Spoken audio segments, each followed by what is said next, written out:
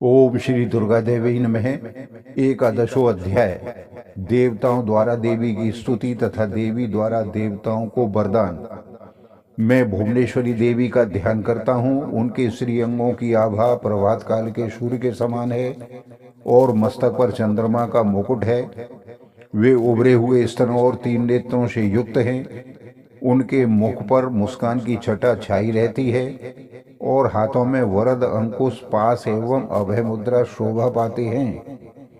ऋषि कहते हैं, देवी के द्वारा वहां महादैत्य शुंभ के मारे जाने पर इंद्र आदि देवता अग्नि को आगे करके उन कात्यायनी देवी की स्तुति करने लगे।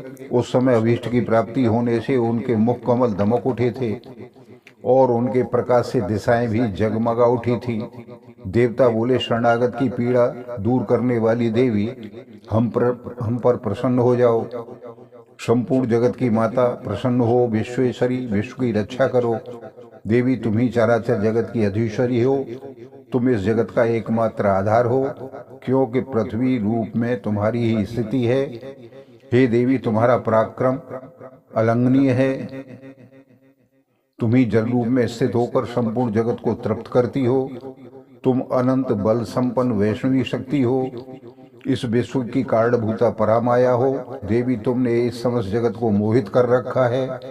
तुम ही प्रसन्न होने पर इस पृथ्वी पर मोक्ष की प्राप्ति कराती हो। देवी, संपूर्ण विद्याएं तुम्हारे ही भिन्न भिन्न स्वरूप हैं। जगत में जितनी स्त्रियां हैं वे सब तुम्हारी ही मूर्तियां हैं। हे जगदम्बे, एकमात्र तुमने ही विश्व को व्याप्त कर रखा है। तुम्हारी स्तुति क्या हो सकती है। तुम तो स्तवन करने योग्य पदार्थों से परे एवं परावाणी हो। जब तुम सर्वस्वरूपा देवी स्वर्ग तथा मोक्ष प्रदान करने वाली हो, तब इसी रूप में तुम्हारी स्तुति हो गई। तुम्हारी स्तुति के लिए इससे अच्छी उक्तियां और क्या हो सकती हैं। बुद्धि रूप से सब लोगों के हृदय में विराजमान रहने वाली तथा स्वर्ग एवं मोक्ष प्रदान करने वाली नारायणी देवी, तुम्हें नमस्कार है। कला काष्ठा आदि के रूप में क्रमशः परिणाम की ओर ले जाने वाली तथा विश्व का उपसंहार करने में समर्थ नारायणी देवी, तुम्हें नमस्कार है। नारायणी, तुम सब प्रकार मंगल प्रदान करने वाली मंगलमयी हो। कल्याणदायिनी शिवा हो। सब पुरुषार्थों को सिद्ध करने वाली शरणागत वत्सला, 3 नेत्रों वाली एवं गौरी हो। तुम्हें नमस्कार है। तुम सृष्टि पालन और संहार की शक्ति भूता सनातनी देवी, गुणों का आधार तथा सर्वगुणमयी हो। नारायणी, तुम्हें नमस्कार है।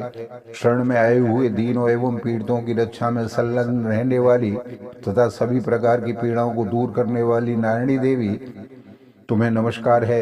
नारायणी, तुम ब्रह्माणी का रूप धारण करके हंसों से जुते हुए विमान पर बैठती हुई कुश मिश्रित जल छिड़कती रहती हो। तुम्हें नमस्कार है।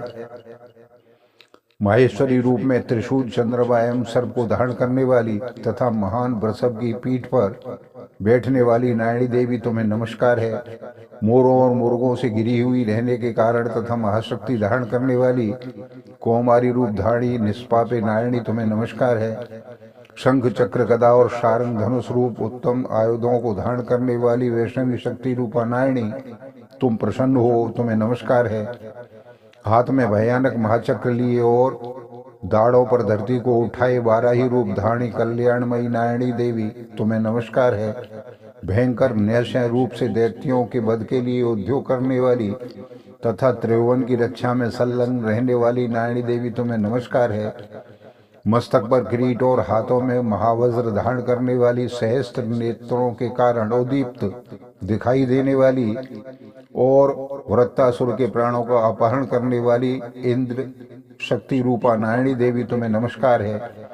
शिवदूती रूप से दैत्यों की महती सेना का संहार करने वाली, भयंकर रूप धारण तथा विकट गर्जना करने वाली नारायणी देवी, तुम्हें नमस्कार है। दाढ़ों के कारण विकराल मुख वाली, मुंडमाला से विभूषित मुंडमर्दनी चामुंडा रूपा नारायणी, तुम्हें नमस्कार है। लक्ष्मी, लज्जा, महाविद्या, श्रद्धा, पुष्टि, स्वधा, ध्रुवा, महारात्रि तथा महाअविद्या रूपा नारायणी, तुम्हें नमस्कार है। मेधा, सरस्वती, श्रेष्ठा, भूति, ऐश्वर्य रूपा बाभ्रवी, रंकी अथवा पार्वती, तामसी, नियता तथा ईशा रूपणी नारायणी, तुम्हें नमस्कार है। सर्वस्वरूपा सर्वेश्वरी तथा सब प्रकार से विश्व की सब प्रकार से शक्तियों से संपन्न दिव्य रूपा दुर्गे देवी, सब भयों से हमारी रक्षा करो, तुम्हें नमस्कार है। कात्यायनी, यह 3 लोचनों से विभूषित तुम्हारा सौम्य मुख सब प्रकार के भयों से हमारी रक्षा करे, तुम्हें नमस्कार है। भद्रकाली, ज्वालाओं के कारण विकराल प्रतीत होने वाली अत्यंत भयंकर और समस्त असुरों का संहार करने वाला तुम्हारा त्रिशूल भय से हमें बचाए, तुम्हें नमस्कार है। देवी, जो अपनी ध्वनि से संपूर्ण जगत को व्याप्त करके दैत्यों के तेज को नष्ट किए देता है, वह तुम्हारा घंटा हम लोगों की पापों से उसी प्रकार रक्षा करे जैसे माता अपने पुत्रों की बुरे कर्मों से रक्षा करती हैं। चंड, तुम्हारे हाथों में सुशोभित खड़ग और असुरों के रक्त और चर्बी से चर्चित है, हमारा मंगल करे। देवी, तुम प्रसन्न होने पर सब रोगों को नष्ट कर देती हो और कोपित होने पर मनोवांछित सभी कामनाओं का नाश कर देने वाली हो। जो लोग तुम्हारी शरण में जा चुके हैं उन पर विपत्ति तो आती नहीं। तुम्हारी शरण में गए हुए मनुष्य दूसरों को शरण देने वाले हो जाते हैं। देवी अंबिके, तुमने अपने स्वरूप को अनेक भागों में विभक्त करके नाना प्रकार के रूपों से जो इस समय इन धर्मद्रोही महादैत्यों का संहार किया है, वह सब दूसरी कौन कर सकती है।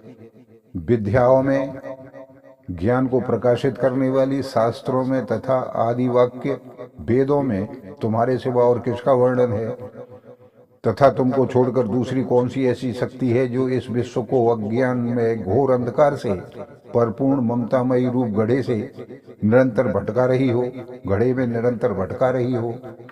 जहाँ राक्षस, जहाँ भयंकर विष वाले सर्प, जहाँ शत्रु, जहाँ लुटेरों की सेना और जहाँ दावानल हो, वहाँ तथा समुद्र के बीच में भी साथ रहकर तुम विश्व की रक्षा करती हो। विश्वेश्वरी, तुम विश्व का पालन करती हो, विश्वरूपा हो, इसीलिए संपूर्ण विश्व को धारण करती हो।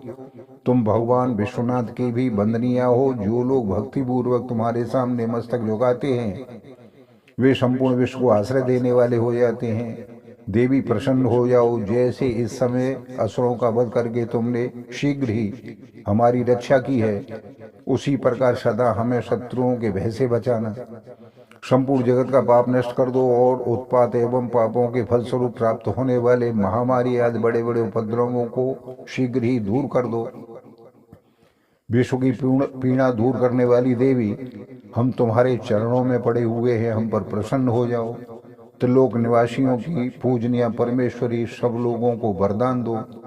देवी बोली, देवताओं, मैं वर देने के लिए तैयार हूँ। तुम्हारे मन में जिसकी भी इच्छा हो वह वर मांग लो। संसार के लिए उस उपकारक वर को मैं अवश्य दूंगी। देवता बोले, सर्वेश्वरी, तुम इसी प्रकार तीनों लोगों की समस्त बाधाओं को शांत करो और हमारे शत्रुओं का नाश करती रहो। देवी बोली, देवताओं, वैवस्वत मनवंतर के 28वें युग में शुंभ और निशुंभ नामक 2 अन्य महादैत्य उत्पन्न होंगे। तब मैं नंद गोप के घर में उनकी पत्नी यशोदा के गर्भ से अवतीर्ण हो विंध्याचल में जाकर रहूंगी और उक्त दोनों असुरों का नाश करूंगी।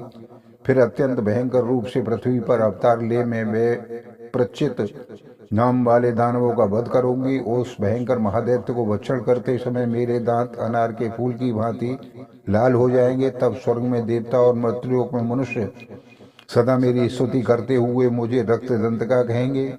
फिर जब पृथ्वी पर 100 वर्षों के लिए वर्षा रुक जाएगी और पानी का अभाव हो जाएगा, उस समय मुनियों के स्तमन करने पर मैं पृथ्वी पर अयोनिजा रूप से प्रकट होंगी और 100 नेत्रों से मुनियों को देखूंगी। अतः मनुष्य शताक्षी इस नाम से मेरा कीर्तन करेंगे।